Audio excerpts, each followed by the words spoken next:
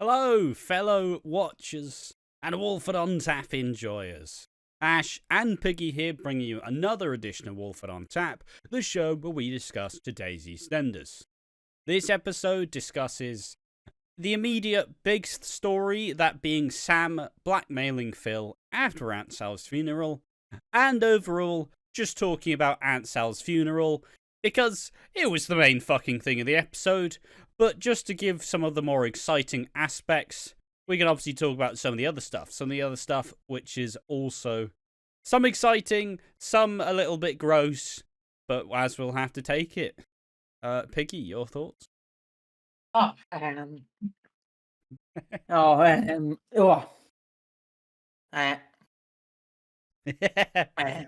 Exactly. my thoughts.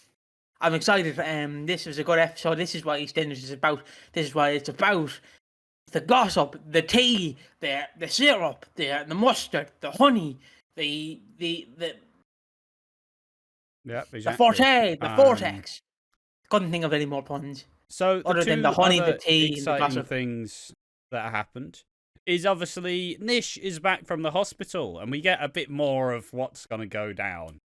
As at the end, you know, he sits through, Denise comes in like, "Oh, Denise, you okay? I want your bum, Nish. Be fine. Be fine. You okay? Are you okay? Do you remember anything about the time about the time you were attacked by Keanu? Do you remember anything?" Obviously, it's not that bad, but it's pretty much like, "Oh, hello, Nish. You have a giant penis. Please don't put me towards the police. I can't handle prison." And obviously Suki's like, "What the fuck, Denise? What are you doing, you stupid bastard?" And obviously Denise is like, "Yeah, I've been struggling." But near the end of the episode, Priya is like, "Oh, Nish, you know, how's it going? It's all right." And then Nish is like, "I can only have peace after I get my justice. And I haven't had my justice yet." And it's like, "Oh, he fucking knows." He's playing the fucking, you know, his conversation with Suki, it was fairly tame. It's like, "You know what, Suki, you can have the calf. I don't fucking want it, you know. I don't want to fight anymore." So it's like, "Oh, okay, cool." He doesn't want to fight anymore. Look, everyone's happy, Piggy. Everyone's really happy. There's no ulterior motive with Nish. "I need my justice." So the problem is, whenever you mention ulterior motives, I just think of the lost song that is ulterior motives. That is very lost. But you can't find lost music because you don't know where to start. That's all I can say about that. But yeah, there's a lost song called either Everybody Knows That or Ulterior Motives, depending on who you ask. But what about Nish? Nish is Nish is gonna get what he wants. "Give me what I want." I'm just imagining that Batista promo. He's just shouting into the fucking mirror, "Give me what I want. Give me it. You know what I want. You know what I need." And Suki's not going to give him what he wants because what he wants is Suki, and he's not going to get that because Suki probably will get revenge though, won't he? Well, if I was Nish, I would, hypothetically in a video game in Minecraft, I would wait till Eve goes outside. Hypothetically speaking, in a video game in Minecraft, crank up the Bugatti, and fucking just launch at her with the car. Just revenge. You hit me with a bottle, I hit. Rev up the Bugatti, trying to see me throwing at son play football.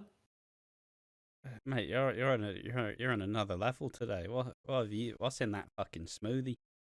Fucking straight cocaine. Yeah, Bugatti. Nish gonna get in that Bugatti. Run over Eve. He's gonna fucking run over Eve, and Eve is gonna die. What? Hold on. I don't want you went into Booker T for a second. That is not an impression. That's a nondescript voice. And the other one is also, Gina and Dean are getting together, and it's a bit gross. Like, Gina, problem, mate. Like, I get it. He's pleading the fifth. You know, if someone says I didn't do it enough, just like Bart, you know, eventually you believe it. But with all his history, with everybody else being like, bad idea, red flag, Oh, hello, Dean. Like, You know what the problem he is, Ash? doesn't get to type those little cutesy fucking messages. You don't get to flirt, Dean. You fucking waste of space. Do you know what I think the problem's going to be? We're all about Dean, but I know what the fandom's going to be about. Bobby and Anna getting together. Oh, wee. Ooh. Like, It's like, but they're brothers and sisters. No, they're not. I feel like that's going to be the reaction no of one's the angry community. about that anymore. Do you know like when you see your house on fire, but you see your son beating up someone? It's like, how dare you beat up my son? It's like you're not focusing on the fact that the house is on fire. You're focusing on the fact that your son is is beating up like a child. Yeah. Oh yeah. Stop beating up the child, son. The house is on fire. Yeah. We'll get to that later. That's how I describe it. Where the fan's gonna be like, yeah, ooh, Anna and Bobby. No one's gonna be more upset about Bobby and Anna, rather than fucking Gina and Dean. Like, you know where I'm coming from? I think I know the fandom's gonna lie. I think you're way off there, mate. Everybody hates Gina already, and the fact that she's probably entering into... Well, she said, look, I want to do it on my terms, want to keep it slow. Dean doesn't really do things on other people's terms. When Dean gets an idea into his head, he kind of just goes through with it. So, all right. Like me. I wouldn't compare yourself to Dean in the way that I'm framing this, mate. He's a fictional character, it's fine. I wouldn't compare yourself to Dean in this metaphor, Piggy. The boat's already sinking, Ash. I might as well sink in with it. Mate, my boat's fine. My boat's sinking. Stop fucking throwing cannonballs at me. I'm fine over here. I've got my little dinghy, I built it myself. I'm going. I'm like, yeah, fucking paddling that bitch. Like, we're going, boys. We're going.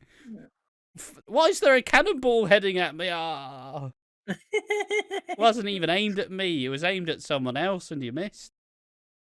Just like you're thinking that Bobby and Anna are going to be more disliked than Gina and Dean. Dean, one of the most hated characters on the show currently. Except Anna for me, and Bobby, I like Dean. Yeah, no, I like Dean as well. I think he's an interesting character, but, But yeah, it is yucky. No, Gina, please don't go. Oh, no. Because you never know what he's actually thinking. I feel like we're going to mirror the Linda rape scene, but with Gina, but this time there's going to be a hero to come in. I don't even know anymore, mate, honestly. I feel like something's happening that's how I feel in the anniversary. In the anniversary week. My gut feeling tells me that we're going to slowly see Dean build up a Gina. It's Gina, isn't it? Yes. We're going to slowly see them not get together, but be heavily implied that they're going to get together. Heavily implied. Yeah. And then basically, seemingly not wanted to show any of it. Yeah, and then it's going to be like, you love me, don't you, Gina? You love me, don't you? You love me. And it's like, Jesus Christ, Jesus. And then he throws her to the ground. And he's like, you will love me now. Like that. I feel like that's how we're going to go with it. I didn't mean to raise my voice. Sorry that peaked the microphone. I was just trying to be. It was just a very vivid depiction. I'm just like, oh god. Oh god. Yeah, but that's how this is probably going to play out. Yeah, probably. We can't hide away from it. Obviously, everybody's upset because, like, fucking, I'm in danger. Just fucking, like, Gina, don't get hurt, please. Don't fucking trust him. I don't. Didn't even talk about the Aunt Sal stuff. Fuck me. It's just going to be a double-length edition of Walford on tap. Alright, the Aunt Sal stuff. Do we miss anything with the Gina and Dean stuff? No.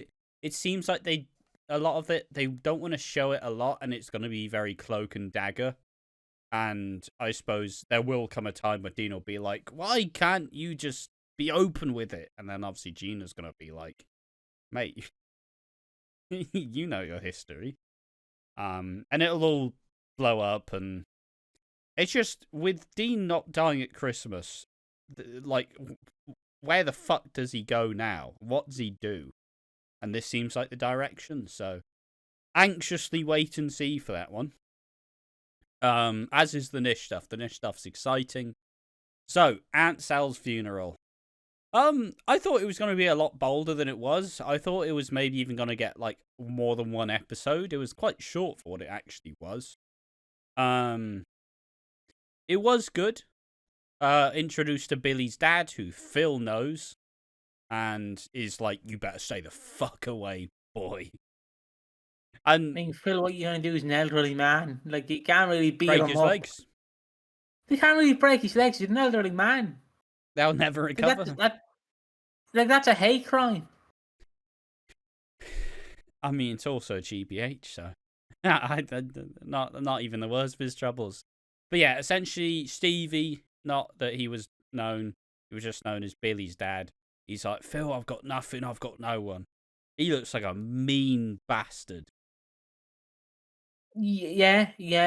Basically, Krusty the Clown is talking at the funeral. Harold. If you don't know I don't know his name. I was going to call him Krusty. Harold is talking at the funeral about Aunt Sal. Like, yeah. She used to tell me when I sleep on the couch because, I did this. And then, like, he'll just tell stories about Aunt Sal. And then that's all he does. And we also see George Carlin's resurrection, the fucking priest.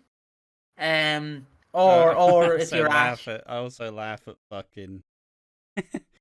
I don't know his name, Harold. I don't know his name. He looks like Harold. It's Krusty the Clown. Harold.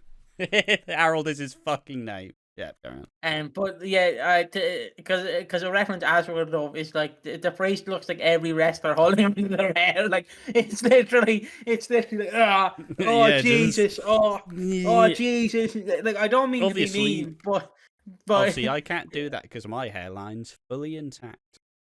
But basically, any wrestler who wears a headband, they're balding or they're not letting go of their hair. Aunt Sal's funeral it's quite nice. It's a nice tribute. I think obviously the Harold got a bunch of lines of like, Aunt Sal would always give me an hard time, but once you lose that, you miss it. It's never the same. It's just sad, just like bittersweet, my prediction wasn't correct where Aunt Sal had like written like this big long note like, look, Mitchells, you are fucking shit. See, because we don't know how Aunt Sal passed. We don't know if she passed peacefully or she went out like her actual actress and just went out in a blaze of glory. So we don't know. So obviously, because like if you're dying in your sleep, you're not exactly gonna be like, Harold, give me a fucking notepad, Harold. Give me a pen. Quick, give me a notepad and pen. Fucking writing an M verse, like fucking my tea's gone cold and one. Of course, like fucking. But yeah, it's bittersweet and it's a nice send off. It's not particularly sad because obviously would have been sadder if she died on screen, but I mean the actress died like a hot minute ago anyway, so it's not like you can just kind of scroll over it. But yeah, and obviously Aunt Sal has left Phil, Sam, and Grant $100,000 each. Fuck it, what are you been hiding that from Aunt Sal, you fucking mad bastard? It's funny. Grant, even though he's not showing up to the funeral, he's lazy not seen bastard, them in years. He still gets $100,000. Yeah. Fuck off, Grant. You don't deserve that money. You didn't even show up to our funeral because you're out in fucking Spain, suntanning yourself. Fuck off, Grant. Yeah. Fuck off. And I know. I was just gonna say, I know. Realistically, they couldn't get Ross Kemp to film for Grant, but it is funny when you look at it in the EastEnders universe. Grant could not make the funeral, but Aunt Sal still gets $100,000. Well, it's that thing that happens with your grandparents, right? Where usually it's like, oh, grandkids my favourite. They don't expect anything from me. But fucking Sam learns because of Harold saying like, "Hey, you grant Phil all of 100k each, and Sam's like, Phil, where the fuck's my 100k, you little bastard? It's not And there. Phil's like, fuck off. And it all comes to a head when Alfie, who is there for reasons, maybe because he's with Tommy or something, I guess. Alfie is upset because Phil's been chatting with this old flame for like all day. And the second cat gets there, he's like, "Oh, you're right, cat. Oh, Harold, I got some stuff to do over there." Like just ignoring her essentially. Alfie gets upset.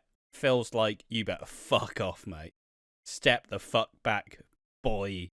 And then Sam finds him like on the bench in the middle of the square. And Alfie lets it slip that Phil slept with Emma. And then Sam's like, "Oh, well, 200 grand for me, boys. Do. Hey, Phil, you slept with Emma. You better fucking admit. You better give me that money, or you're fucked." You know where I'm buying a house, Ash? Up north. It's fucking 60k. Fucking up north. But yeah, it's like, fuck you. I want that money. You're giving me your share as well. And Phil's like, I already paid off your 50k debt. You bastard. And like, don't you fucking try that on me. But obviously Sam goes, look, you do it, or else I'll tell Kat. And then that's like, duff. It's like, whoa. Fucking can't be. I look, Sam's always selfish, and she always will be. But you don't bite the hand that feeds you. But yeah, she has a right to that 100k. But who's gonna bail her out next time? Fucking nobody, because she's got no one except for Phil. Phil, I'm in trouble. All right, fucking, I don't know. I don't remember what the guy's name was. What? I've got Batty here. You want to fuck off? You know, here's my 50k and fuck off. Basically, that's what he did to the dealer that she owed money to. Like, every single time Sam's in trouble, it's Phil who has to bail her out. So, Sam's really pushing her luck. Because, look, we've known Sam for long enough. She's not doing anything smart with that money. She's fucking. Well, I've been on 3 holidays and I've spent it all. So sorry, 200 grand. 200 grand's all gone. But it's just, I don't know. It's just the character of Sam, I guess. You're supposed to hate her. I still love her, but also, Sam, just take what you're fucking given, mate. You're getting 100 grand for free. Like, maybe. Just say, Phil, I want my 100k. Don't fucking blackmail him out of his 100k. But yeah, how do you reckon this ends with Sam? Does Phil tell Kat, or? Well, I think I know how this ends anyways, so. Well. Spoilers. I believe from what I read now, I could just be thinking of this wrong. I could be mistaking this. I think. And basically, I believe Alfie goes into the pub and he's like, "Oi, lads, Phil slept with Emma. Look at this fucking shagger, lads. Oh, hey." Of course, not like that. Of course, in a more mean way. But, you know, along those lines, he's like, "Oh, he shagged Emma. Come on, lads. Oogie. Oi. Phil shagged Emma. Woo. Get your fucking dress out." You know, fucking like that. Like it's TNA gang. Get all your rally towels out. Fucking way. It's something like that. Obviously not going to be like that, but if it was me, it would be like that. That's how I'd write it. Everyone just fucking lifts their points.